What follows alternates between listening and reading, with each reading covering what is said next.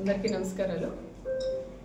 ఈరోజు ముఖ్యంగా మా నియోజకవర్గం మండల కన్వీనర్లు, సీనియర్ నాయకులు, యూత్ అందరితో కూడా మహిళలందరితో ఒక మీటింగ్ కూడా ఏర్పాటు చేసుకోవడం జరిగింది. ఈ మీటింగ్ ముఖ్య ఉద్దేశం కూడా ఏంటంటే, రేపటి రోజు జగన్మోహన్ రెడ్డి గారు పాపరెడ్డిపల్లి గ్రామానికి కూడా వస్తున్నారు. లింగమయ్య ఆ కుటుంబాన్ని కూడా పరామర్శించడానికి ఆయన వస్తున్నారు కాబట్టి దాని గురించి మేము ఇక్కడ ఒక మీటింగ్ కూడా నేను ఏర్పాటు చేసుకున్నాం. మా వాళ్ళలో అంటే మా తెలుగుదేశం నాయకులు కానీ కార్యకర్తలు కానీ పరిటాల రవి గారి అభిమానం ఎంతో ఆవేదనగా కూడా ఈరోజు వాళ్ళలో కూడా కనిపించింది. మీరు కూడా ఇప్పుడు చూసింటారు.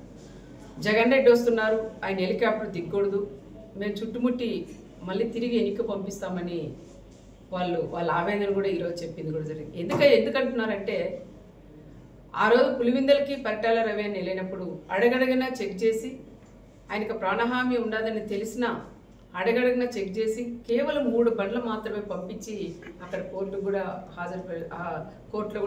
హాజరైనారనే విషయం చాలా మందిలో ఆ రోజు తిరిగి వెళ్ళిన వాళ్ళందరికీ, పరిటాల రవి గారితో ఎవరైతే వెళ్ళారో వాళ్ళందరికీ కూడా ఆవేదన, ఆ బాధ అనేది ఈరోజు కళ్ళకు కట్టినట్లు కూడా కనిపించింది.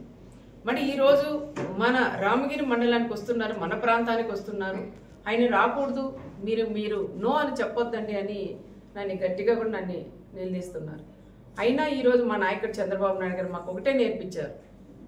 ఆయన చావుదానికి వస్తున్న చావుదాన్నే ఒక రాజకీయంగా లింగమయ్య అనే వ్యక్తే కనీసం ప్రకాష్ రెడ్డి అనే వ్యక్తికి కూడా తెలియదు.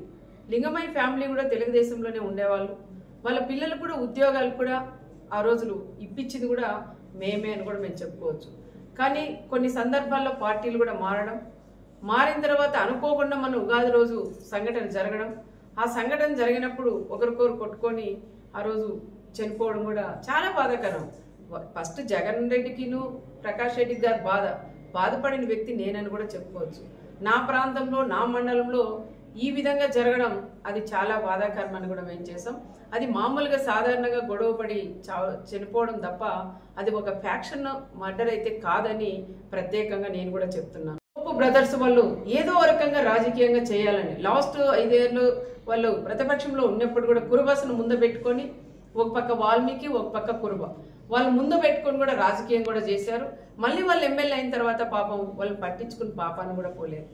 మళ్ళీ ఈరోజు వాళ్ళు ప్రతిపక్షంలో ఉన్నారు కాబట్టి వాళ్ళకి దొరక 9 ఏళ్ళ తర్వాత ఆయన లింగమయ్య చనిపోయాడు కాబట్టి ఆ లింగమయ్యని ఒక రాజకీయంగా వాడుకొని ప్రకాష్ రెడ్డికి కూడా ఆయన జగన్ రెడ్డికి కూడా పరిటాల కుటుంబం వాళ్ళు ఈ విధంగా చంపారు, ఒక ఫ్యాక్షన్ మర్డర్ అని చెప్పి ఈరోజు ఆయన్ని ఇక్కడ తీసుకొని రావడం అది ఎంతవరకు సహజం అని కూడా కనుక్కోవాలి. ఒకసారి జిల్లాలో ఉండే మాజీ ఎమ్మెల్యేలు అందరూ ఉన్నారు, మాజీ మంత్రులు ఉన్నారు, మా కుటుంబం గురించి కూడా అందరికీ కూడా తెలుసు.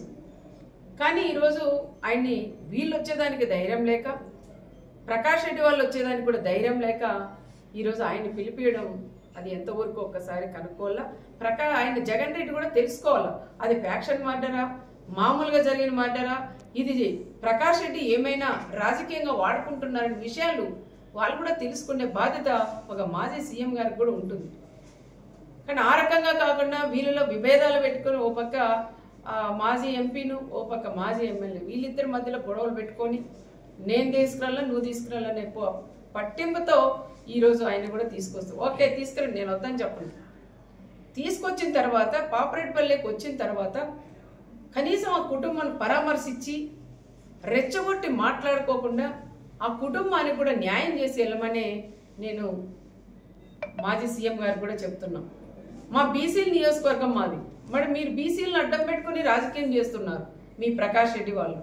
మరి రాప్తాన్ నియోజకవర్గం ఎల్లుండి వచ్చి రేపు వచ్చినప్పుడు నువ్వు కూడా ఒక బీసీకి ఇన్ఛార్జ్ ఇచ్చి కూడా పోవాలని ప్రత్యేకంగా నేను జగన్ రెడ్డిని కూడా నేను కోరుకుంటున్నా. నాకన్నా ఎక్కువ ఈ ప్రాంతంలో ఉండే ప్రజలందరూ కూడా అదే కోరుకుంటున్నారు. మా మంత్రి గారు కూడా మాట్లాడినారు, నీకు అంతగా బీసీల మీద నీకు ప్రేమే ఉంటే మరి నువ్వు వస్తావు ఈ నియోజకవర్గానికి వచ్చినప్పుడు, ఈ ప్రాంతానికి వచ్చినప్పుడు నీకు దమ్ము ధైర్యం ఉంటే రేపు ఒక బీసీని అభ్యర్థిగా నువ్వు ప్రకటించగలవా అని నేను కూడా జగన్ కూడా నేను అడుగుతున్నాను.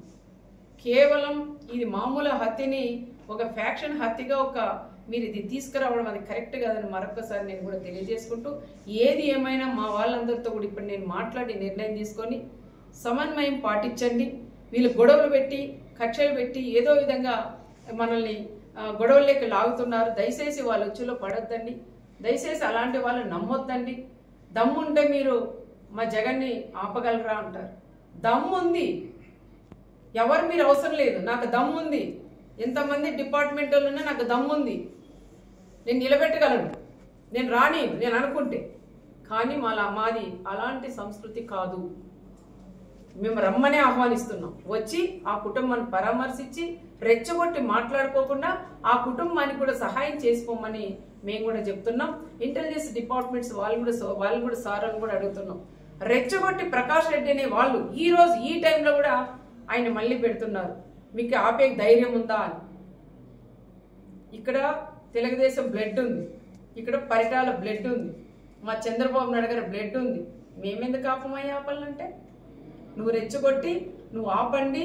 ఇది మళ్ళీ రాజకీయం చేసి ఇంకా 100 రోజులు 5 ఏళ్ళు దీన్నే రాజకీయం, మా జగన్ వస్తుంటే ఆపారు అని చెప్పుకోవడం కోసమే నువ్వు రెచ్చగొడుతున్న విషయం ప్రతి ఒక్కరికి కూడా తెలుసు.